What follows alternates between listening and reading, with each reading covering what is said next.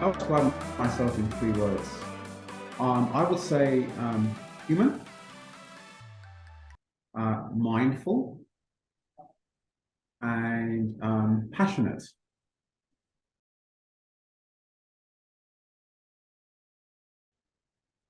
The biggest challenge I'm being faced in my role currently is creating a sense of stability during uncertainty and change,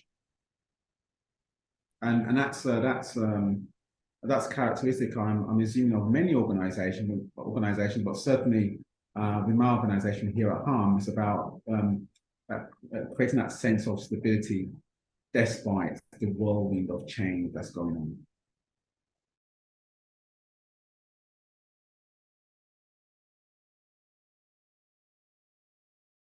So I guess the advice I will give to fellow HR and OD type people is um, be less reactive to change and be a lot more responsive. Reacting and responding are two different things. Typically, we tend to react.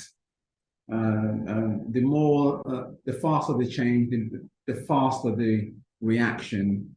Responding means the faster the change, the more we take a step back to to view things and then respond accordingly.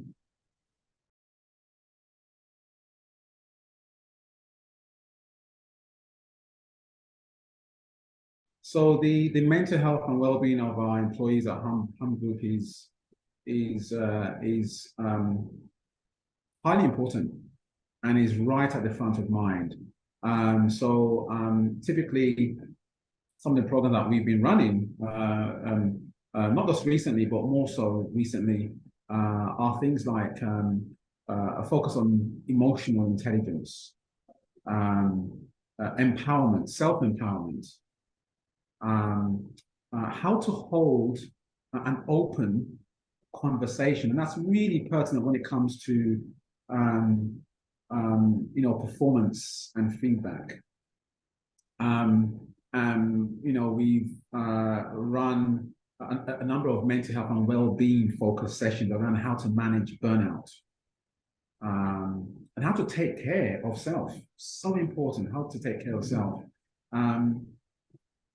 But also there are things around that psychosocial safety piece, which is around, vicarious trauma.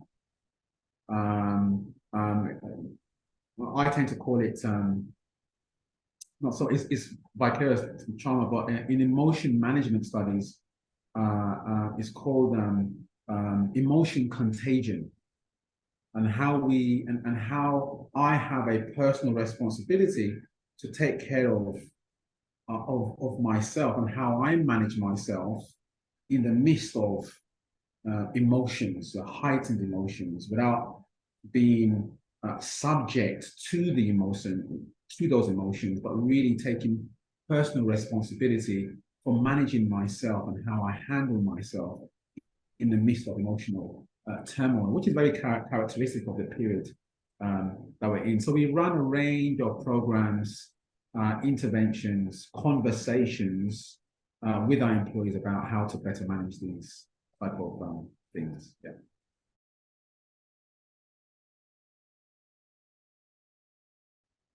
I think, Stacey, I think that's sort of that connects with the last question. And for us, it's about personal accountability. It's about accountability. How accountable am I for the standards that I walk by? How accountable and what level of self-ownership do I have for the things that I do, and how that relates to my team members? How do I manage my performance? How do I prioritize in the midst of having so many priorities? And so personal accountability and accountability full stop is a key priority for us. And personal accountability, even though it's distinct from collective accountability, they are intricately connected. Me taking personal accountability means that I actually care for what I do, but also I care for how what I do has an impact on others, on my teammates, on how we work together to achieve our company goals and to perform together. It's all about peak performance, really. It's about peak performance. And peak performance, as you know, is actually about enjoyability, how I enjoy what I do because it has an impact on others that I work with.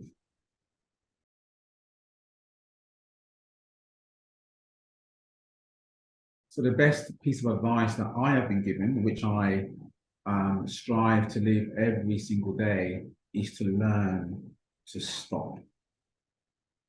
You know, we live in a society, in a world where it's just constant one thing after the other, and we don't stop.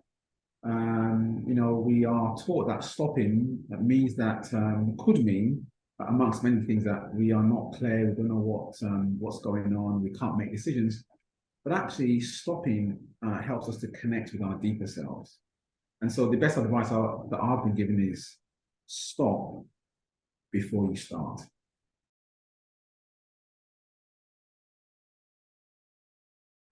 I'm really looking forward to hearing a whole range of ideas around psychosocial safety and mental health in the workplace, and how that impacts performance and growth.